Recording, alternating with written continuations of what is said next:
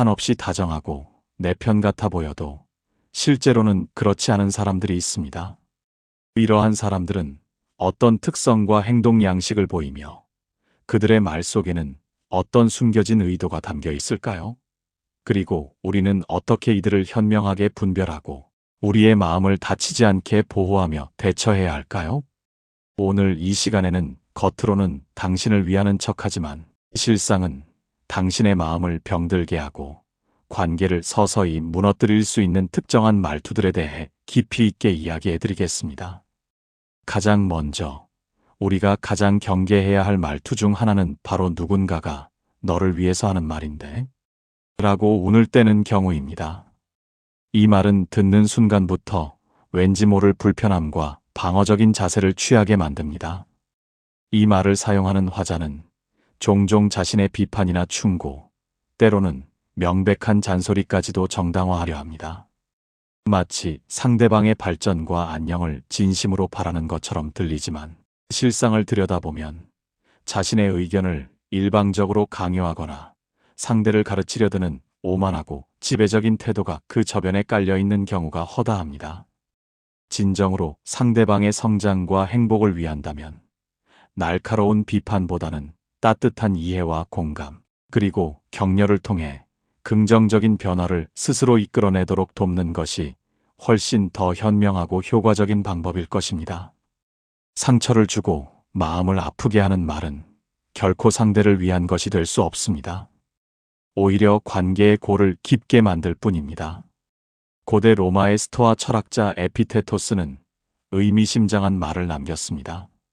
우리는 귀가 두 개이고 입이 하나인 이유는 더 많이 듣고 그리고 훨씬 더 적게 말하기 위함이다. 상대방을 위한다는 그럴듯한 명분 아래 너무나 쉽게 자신의 판단을 내리고 자신의 잣대로 타인을 재단하는 행동은 결국 관계에 회복하기 어려운 깊은 균열을 만들 수 있음을 명심해야 합니다. 두 번째로 우리가 깊이 조심해야 할 표현은 나는 내가 잘 되길 바라서 그래입니다. 이 말 또한 앞서 언급한 경우와 마찬가지로 상대방에 대한 노골적인 비판적 조언이나 때로는 불필요한 간섭과 통제를 정당화하고 포장하는데 자주 사용되는 매우 교묘한 표현입니다. 이 말을 듣는 이는 마음속에 알 수 없는 무거운 짐을 지게 되고 마치 자신의 발전과 성공을 위해서는 화자의 의견과 지시를 맹목적으로 수용해야만 한다는 은근한 압박감을 느끼게 됩니다. 진정한 관심과 사랑은 상대방의 고유한 선택과 결정을 존중하고 그 선택에 대한 깊은 믿음을 변함없이 보여주는 것에서부터 비로소 시작됩니다. 고대 그리스의 위대한 철학자 아리스토텔레스는 사랑의 본질에 대해 이렇게 정의했습니다. 사랑은 두 개의 몸에 깃든 하나의 영혼이다. 서로를 깊이 존중하고 무한히 신뢰하는 관계 속에서만이 진정한 개인의 성장과 관계의 발전이 가능하며 이러한 소중한 가치는 일방적인 강요나 끊임없는 비판을 통해서는 절대로 이루어질 수 없는 귀한 것입니다. 상대방을 믿고 기다려주는 인내가 진정한 사랑의 증표입니다. 세 번째로 내 생각은 너무 순진해라는 말 역시 우리가 반드시 주의해야 할 말투입니다. 이 말은 상대방의 소중한 의견을 대놓고 무시하거나 심지어 노골적으로 폄하하는 매우 모욕적인 표현입니다.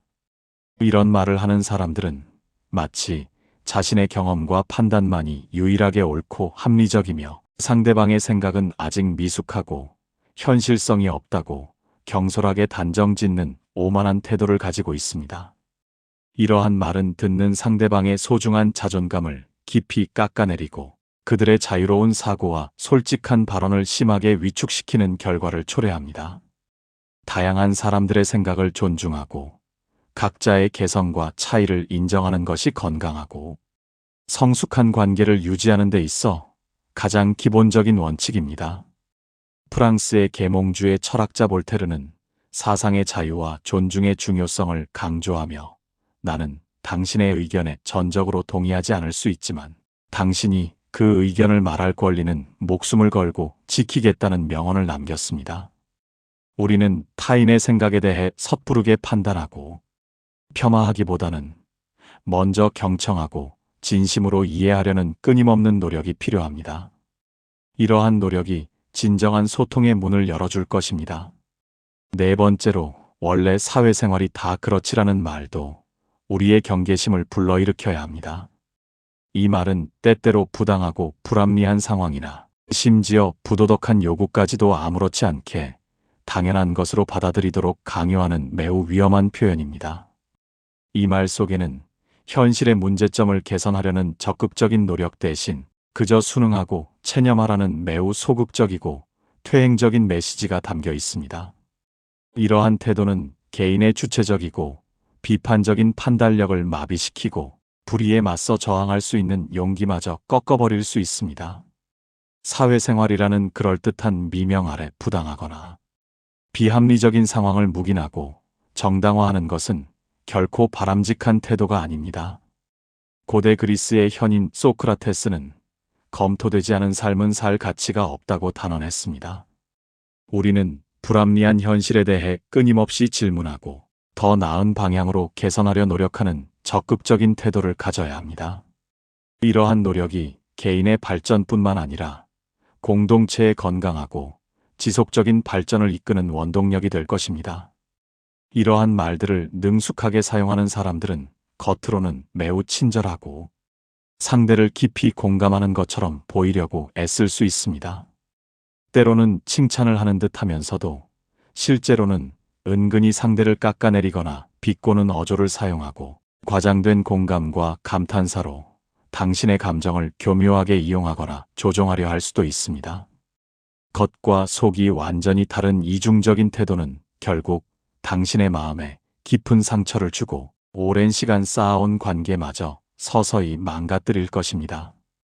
그렇다면 우리는 이처럼 교묘한 언어를 사용하는 사람들에게 어떻게 현명하게 대처해야 할까요?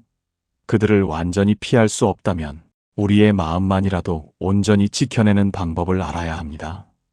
가장 근본적으로 중요한 것은 그들의 말에 쉽사리 감정적으로 휘둘리지 않는 것입니다. 그들의 자극적인 말이나 은근한 비난에 즉각적으로 감정적인 반응을 보이기보다는 한 발짝 물러서서 냉정하고 객관적인 시각으로 현재 상황과 그들의 의도를 판단해야 합니다. 그들의 말 속에 담긴 진짜 의도를 꿰뚫어 보려 노력하고 그들의 교묘한 감정적 조종에 쉽사리 넘어가지 않도록 스스로의 마음을 단단히 보호해야 합니다. 고대 로마의 스토아 학파 철학자 에픽테투스는 인간의 고통에 대해 이렇게 통찰했습니다. 우리를 진정으로 괴롭히는 것은 외부에 일어난 그 사건 자체가 아니라 그 사건에 대한 우리의 생각과 해석이다. 외부에서 들려오는 말과 평가에 쉽사리 흔들리지 않고 자신의 내면을 굳건히 지키는 강인함이 바로 우리의 마음을 보호하는 가장 강력한 방패가 될 것입니다. 두 번째로, 단호하고 분명하게 자신의 의견을 표현하는 연습이 매우 중요합니다. 부당하거나 불합리한 비판 혹은 노골적인 간섭에 대해서는 명확하게 자신의 입장을 밝히고 불필요한 감정 소모를 미연에 방지해야 합니다. 자신의 생각과 감정을 솔직하고 당당하게 표현하는 것은 건강하고 투명한 관계를 유지하는 데 필수적인 요소입니다. 하지만 이때 감정적으로 격앙되거나 공격적으로 대응하기보다는 차분하고 논리적인 언어로 자신의 입장을 전달하는 것이 현명합니다. 독일의 철학자 임마누엘 칸트는 윤리적 행위의 기준을 제시하며 내 의지의 준칙이 항상 동시에 보편적 입법의 원리가 될 수 있도록 행위하라고 강조했습니다. 즉, 자신의 의견을 표현할 때도 보편적인 존중과 합리성을 잃지 않아야 합니다. 감정적인 반응은 오히려 상대방에게 빌미를 줄 수 있습니다. 세 번째로, 이들과의 관계에서 적당한 거리를 유지하는 지혜로운 태도가 필요합니다. 모든 사람과 깊고 친밀한 관계를 맺어야 한다는 강박에서 벗어나세요. 지나치게 가깝게 지내기보다는 적절한 심리적, 물리적 거리를 유지하면서 관계를 현명하게 관리하는 것이 당신의 정신 건강에 이롭습니다. 당신의 귀한 에너지를 소중히 여기고 진정으로 당신에게 긍정적이고 건설적인 영향을 주는 사람들과 더 많은 시간을 보내는 것이 중요합니다. 로마의 철학자 세네카는 진정한 우정은 고난 속에서 비로소 빛난다고 했지만 모든 관계가 깊은 우정으로 발전해야 할 필요는 없습니다. 때로는 건강한 거리를 두는 것이 자신을 보호하고 역설적으로 그 관계를 오히려 더 오랫동안 유지할 수 있는 최선의 방법일 수 있습니다. 마지막으로 자신의 감정을 솔직하게 표현하되 상대방의 의도를 섣불리 단정하고 판단하지 않는 균형 잡힌 태도가 무엇보다 중요합니다.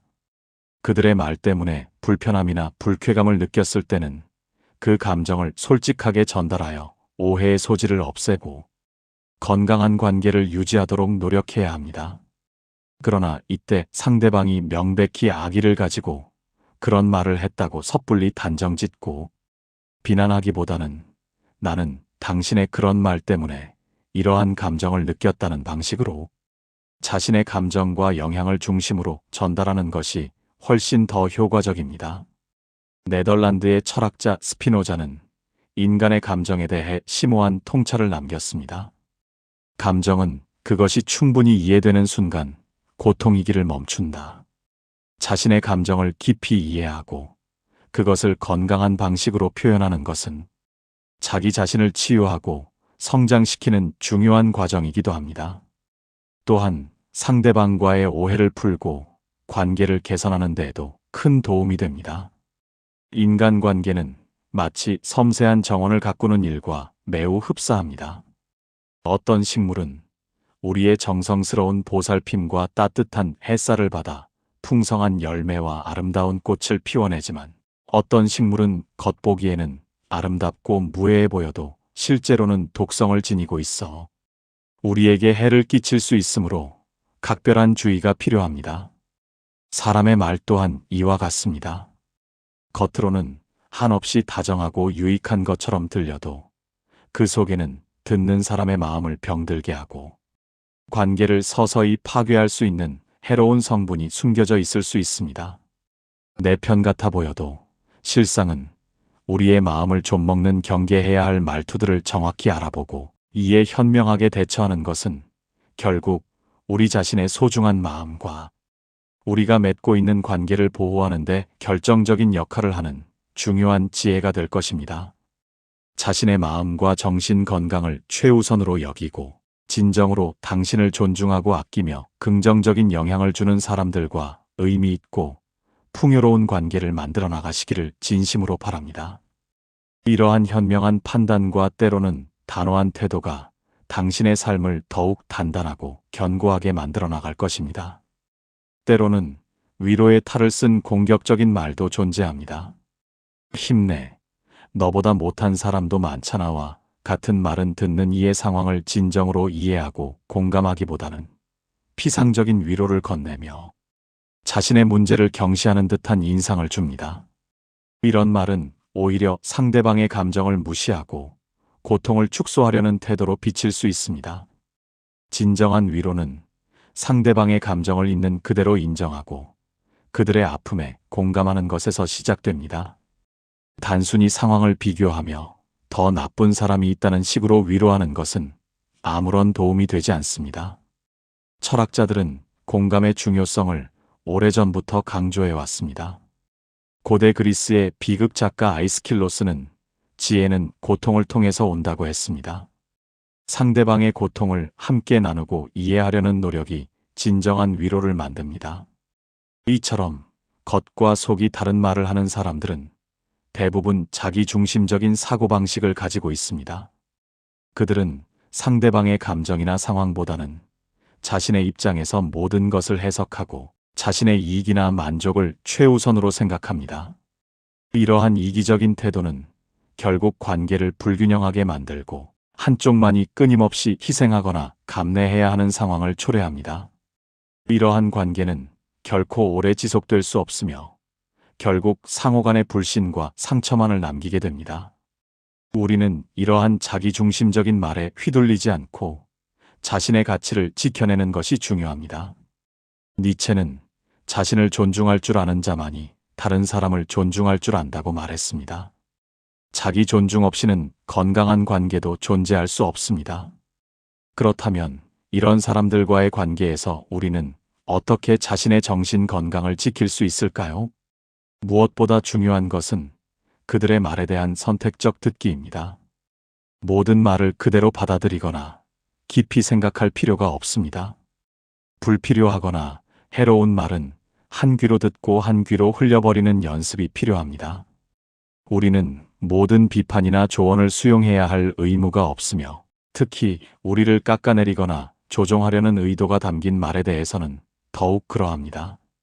자신의 가치를 스스로 인정하고 타인의 부정적인 평가에 흔들리지 않는 단단한 내면을 구축해야 합니다. 고대 그리스의 철학자 에피쿠로스는 행복은 고통의 부재에 있다고 했습니다. 불필요한 고통을 유발하는 말로부터 자신을 지키는 것이 곧 행복으로 가는 길입니다. 또한 그들과의 대화에서 감정적으로 대립하기보다는 사실 중심의 대화를 이끌어가는 것이 효과적입니다. 그들이 감정적으로 당신을 몰아붙이거나 비난할 때 당신 역시 감정적으로 맞대응하면 상황은 악화될 뿐입니다. 대신 객관적인 사실과 증거에 기반하여 자신의 입장을 설명하고 불필요한 감정의 개입을 최소화해야 합니다. 예를 들어, 나는 그렇게 느끼지 않습니다. 또는 그것은 사실과 다릅니다와 같이 침착하게 대응하는 것이 좋습니다. 이를 통해 상대방의 감정적인 공격에 휘말리지 않고 논리적인 우위를 점할 수 있습니다. 이는 마치 체스 게임에서 상대의 다음 수를 예측하고 전략적으로 대응하는 것과 같습니다. 때로는 단호한 거절도 필요합니다. 그들의 부당한 요구에 대해서는 명확하고 단호하게 아니오라고 말할 줄 알아야 합니다. 자신의 한계를 분명히 설정하고 그 선을 넘어서는 요구에 대해서는 단호하게 거절하는 것이 중요합니다. 처음에는 불편하거나 미안한 감정이 들 수 있지만 이는 결국 자신을 보호하고 건강한 관계를 유지하기 위한 필수적인 과정입니다. 착한 사람 콤플렉스에서 벗어나 자신의 권리를 지키는 용기가 필요합니다. 독일의 철학자 쇼펜하우어는 인생은 고통의 연속이다라고 했지만 우리가 선택할 수 있는 고통과 피할 수 있는 고통은 분명히 있습니다. 불필요한 고통을 초래하는 요구를 거절하는 것은 자기 존중의 표현입니다. 궁극적으로는 관계의 재정립 또는 관계의 단절까지도 고려해야 합니다. 만약 이러한 말투와 행동이 지속적으로 반복되고 당신의 정신 건강에 심각한 해를 끼친다면 그 관계를 재정립하거나 심지어 단절하는 결단이 필요할 수 있습니다. 모든 관계를 유지해야 할 필요는 없습니다. 당신의 행복과 평안을 우선시하는 것이 가장 중요합니다. 때로는 아픈 이별이 더 나은 미래를 위한 출발점이 될 수 있습니다. 이는 결코 도피가 아니라 자신을 위한 용기 있는 선택입니다. 아리스토텔레스는 행복은 우리 자신에게 달려 있다고 했습니다. 우리의 행복을 위협하는 관계를 과감히 정리하는 것은 진정한 자기애의 발현입니다.